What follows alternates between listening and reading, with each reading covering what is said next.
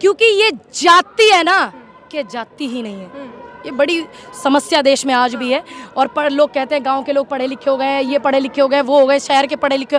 अच्छी बात है, हमारा देश पढ़े लिखे पढ़ेगा इंडिया, तभी आगे बढ़ेगा इंडिया। लेकिन ऐसा नहीं होनी चाहिए। वो पढ़ाई मत करो कि आप जात बिरादरी समुदाय पे इस तरीके की चीज़ें हो। और क्या उस बच्चे को क्या करें, उस घड़े की तो जात ही नहीं पता थी उस छोटे बच्चे को। नमस्कार, जनता लाइव देख रहे हैं आप और मैं हूं आपके साथ पूजा। और इस वक्त हम मौजूद हैं जंतर मंतर पर, जहां से किसानों ने एक बार फिर चेतावनी देते हुए अपने आने वाले समय में किस तरीके से वो सरकार को फिर से घेरने की कोशिश कर सकते हैं उसका एक आगाज़ कर दिया है।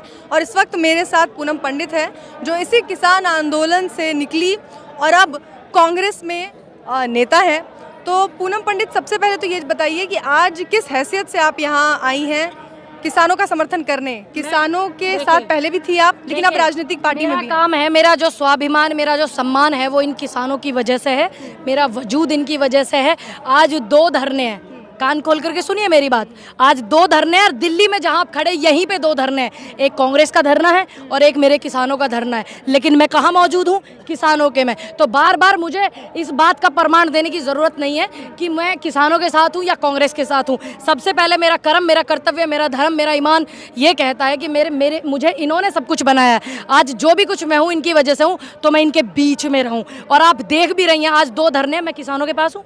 लेकिन किसानों ने ये साफ कर दिया था जब वो आंदोलन कर रहे थे 13 महीनों तक कि उनके मंच पर किसी भी राजनीतिक पार्टी के किसी प्रतिनिधि को कोई जगह नहीं मिलेगी। देखिए, मैं उनकी बेटी हूँ, अब ध्यान से सुनिए। उनकी बेटी है, किसान आंदोलन से निकल कर आई है, किसान आंदोलन को सपोर्ट किया है, उन्होंने मुझे सम्मान किया है, तो इसलिए वो अपनी बेटी को जगह देते हैं, किसी नेता को नहीं देते हैं। दूसरी बात, आप इस बात को बार बार करते हैं, सभी पत्रकार करते हैं। मैं उनसे ये बात बोलूँगी कि जो हमारे किसानों के बच्चे हैं, जो मेरे जैसे बच्चे हैं, गरीब परिवार से उठ कर के आते हैं, क्या वो सिर्फ मुकदमे लेने के लिए, क्या वो धरने करने के लिए, क्या वो आंदोलन करने के लिए? नहीं, हमें अपनी ये सोच बदलनी होगी। ये सारे जेल में जाने के लिए ही नहीं है। अगर इनको मौका मिलता है तो इनको एमएलए भी बनना चाहिए, इन्हें एमपी भी बनना चाहिए, और बनेंगे। मैं पहले से बोलती हुई आई हूँ बॉर्डर से ही कि किसानों के ट्रैक्टर वाले, बुग्गी वाले संसद में जाएंगे, विधानसभा में जाएंगे और मुख्यमंत्री बनेंगे। इस सोच को हमें बदलना होगा कि ये तो बस किसान आंदोलन में थी, अब ये पार्टी में चली गई है, अब ये नेता क्यों बन गई है, अब वो लड़का नेता क्यों बन गया है, उसने चुनाव क्यों न लड़ लिया है। ये हमें सोच बदलनी होगी, क्योंकि हम किसानों के बच्चे और किसान सिर्फ मुकदमे लेने के लिए और धरने करने के लिए नहीं है। वो सत्ता परिवर्तन करेंगे और सत्ता में जाएंगे और विधानसभा, लोकसभा लड़ेंगे, और जब जाकर के ये हमारी आवाज और अच्छे से बुलंद करेंगे। विधानसभा, लोकसभा बाद में जाएंगे। पहले बताइए, आज यहाँ आने के पीछे क्या मकसद है आप लोगों का? सरकार ने जब गारंटी दे दी है तो सरकार पर भरोसा नहीं है जी। जो हम आए हुए हैं, स्वामीनाथन रिपोर्ट लागू नहीं हुई, एमएसपी नहीं हुई, 700 किसान शहीद हो गए, उनके शहीदी का दर्जा नहीं मिला, और लखीमपुर में जो नरसंहार हुआ था आज़ाद भारत के बाद, तो ऐसा नरसंहार नहीं हुआ, उनको इंसाफ नहीं मिला। ठीक, और उनकी आवाज़ उठाने के लिए अब बेटियों को इंसाफ नहीं मिला। एक तरफ लाल किले की प्राचीर से देश के प्रधानमंत्री कहते हैं कि महिलाओं का सम्मान करेंगे, एक तरफ इन्हीं के राज्य में, जो इनका गृह राज्य है, उसी में एक 5 महीने की गर्भवती महिला के साथ में बलात्कार होता है, उसकी माँ के साथ बलात्कार होता है और बलात्कारियों को छोड़ दिया जाता है। ये कितने शर्म की बात है कि बलात्कारियों को छोड़ दिया जाता है, उन्हें मिठाइयाँ बांटी जाती हैं और उनके फूल हार डाल करके उनका स्वागत करा जाता है। जिस देश में बलात्कारियों का हार डाल करके स्वागत होता हो, तो उस देश को विश्व गुरु बनने से कोई नहीं रोक सकता, चाहे वो भूखमरी में बने, चाहे वो महंगाई में बने, चाहे वो बेरोजगारी में बने, चाहे वो महिलाओं पर अत्याचार करने में बने। अगर एक महिला का अपमान किया श्रीकांत त्यागी ने, तो हमने विरोध किया, सभी ने विरोध किया कि एक महिला का अपमान किया, गाली देकर के बात करी। लेकिन उधर उसी की महिला, उसके बच्चों का, बीवी बच्चों का क्या कसूर है जो पानी बंद कर दिया, उसकी धर्म पत्नी को उठा करके गाड़ी में घुमा रहे पुलिस प्रशासन? ये कहाँ का इंसाफ है? जब हम श्रीकांत त्यागी का विरोध कर सकते हैं, उसकी गलत बात की खिलाफत कर सकते हैं, तो उसके बीवी बच्चे मासूम हैं, उनके साथ हम सपोर्ट भी कर सकते हैं। अच्छी बात है कि आप लोग बिल्किस बानो के मुद्दे को उठा रहे हैं, लेकिन वही जब कांग्रेस की सरकार है राजस्थान में, तो इंद्र मेघवाल पे क्यों खामोश हो जाती है कांग्रेस? मैंने ये मत बोलिए आप कि खामोश हो जाती हैं आप, ये गलत बात है बिल्कुल। प्रियंका गांधी और राहुल गांधी क्यों नहीं पहुंचते? सुनिए मेरी बात, वहाँ पे जो हमारे नेता हैं हैं, हमारे दलित नेता हैं वो भी गए हैं, नरवाल जी भी गए हैं, ऐसा नहीं है नहीं गए हैं। और जब ये कांड हुआ था तब सबसे पहले मैंने ये बोला था कि ये बिल्कुल मत समझना कि मैं इस पार्टी में हूँ तो आपसे सवाल नहीं करूँगी, बिल्कुल निंदा करने वाली घटना हुई है। और मेरी सरकार से अनुरोध है वहाँ की कि कड़ी से कड़ी कानूनी कार्रवाई करें, वरना राजस्थान ज़्यादा दूर नहीं है। ये बात सबसे पहले मैंने बोली थी। ऐसा नहीं है कि मैं सच नहीं बोलूँगी अगर मैं सरकार में हूँ तो। राजस्थान ज़्यादा दूर नहीं है से आपका क्या मतलब था? आप वहाँ धरना प्रदर्शन करेंगे? सुनिए, अगर उनके साथ इंसाफ नहीं होगा तो मैं हर वो चीज़ करूंगी जो जनता के हित में है, जो हमारे देश के नौजवानों के हित में है और जो मासूमों के हित में है। अत्याचार कहीं भी किसी राज्य में वो बर्दाश्त नहीं होगा। लेकिन उसी से पहले अच्छा हुआ वहाँ पे जो है कानूनी कार्रवाई हुई, अच्छा हुआ वहाँ पे उसको मुकदमा करके जेल भेजा, अच्छा हुआ उसके परिवार वालों से मिला गया सरकार द्वारा। और हमारे दलित नेता हैं नरवाल, 5 लाख का मुआवजा दिया गया।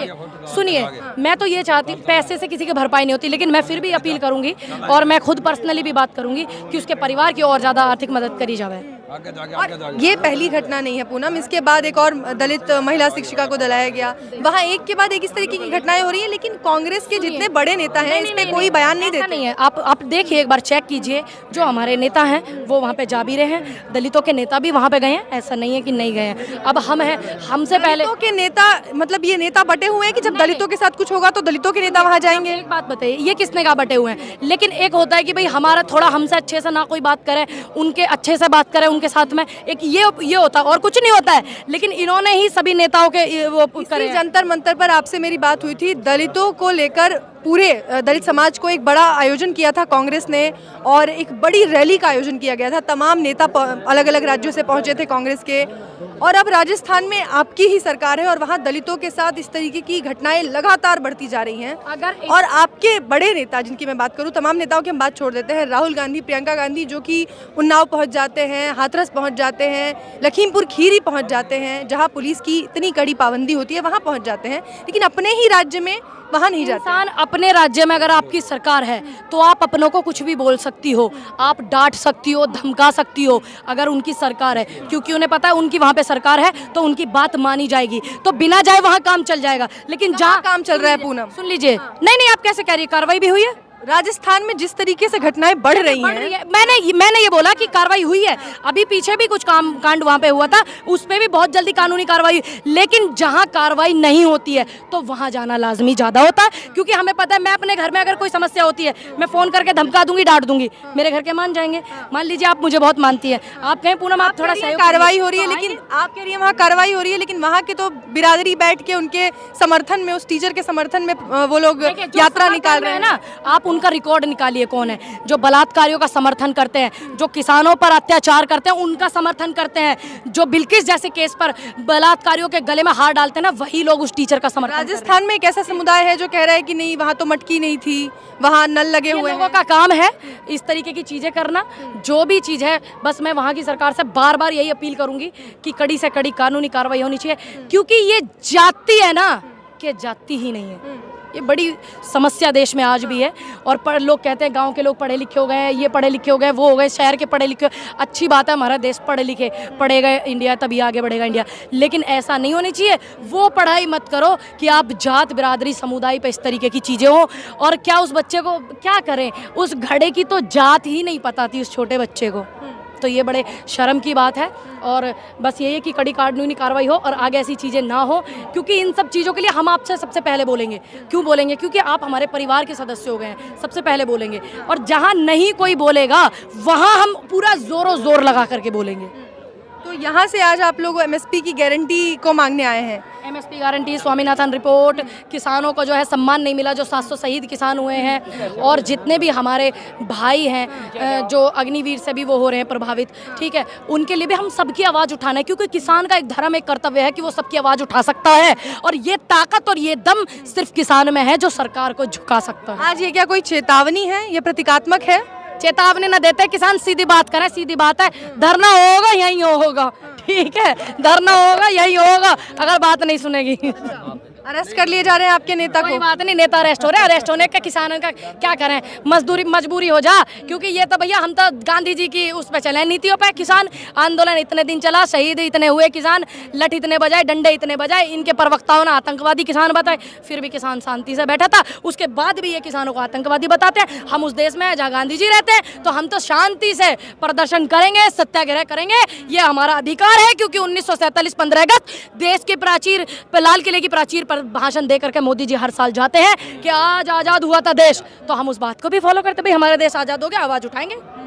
और ये लखीमपुर खीरी में पिछले 3 दिनों से जो आप लोग प्रदर्शन कर रहे हैं, अजय मिश्र टेनी अब तक बर्खास्त नहीं हुए। देखिए बर्खास्त नहीं हुआ, ये तानाशाह लोग हैं, लेकिन मैं उस बात पे एक प्रकाश जरूर डालूंगी कि उस दौरान जब लोहा गर्म होता है ना, हथौड़ा मार दो तो वो आपके हिसाब से आकार बदल देता है कि नहीं। उस दौरान जो लखीमपुर कांड हुआ था, उसी दौरान अगर ज़्यादा हमारे भाई बहकावे में नहीं आते तो आज हमें 3 दिन दिवसीय धरना करने की ज़रूरत नहीं थी। वो बर्खास्त भी होता, उसके साथ सारे कांड होते, उस पर बुलडोजर भी चलता, सब काम होते, अगर हमारे भोले भाले किसान कुछ लोगों के बहकावे में नहीं आते उस दौरान लखीमपुर कांड पर। तो आपको लगता है कि उस दौरान जो आंदोलन वापस लिया गया वो गलती थी? देखा, गलती तब हम बालक हैं, हम तो सूदे सादे किसान, देश का सूदा सादा, गलती किसान से हो ही जा, क्योंकि भोला है, दिल में जगह रखता है, और जो है कर दिया है नुका, चलो जी ठीक है। जब सरकार ने बिल वापस कर लिए, अब ये स्वामीनाथन रिपोर्ट को भी लागू करने कह रहे, कमेटी बनाने को कह रहे, यूँ कह रहे, वो कह रहे, किसान भोला है आगे इनका चिक्रों में, इनकी तरह थोड़ी शातिर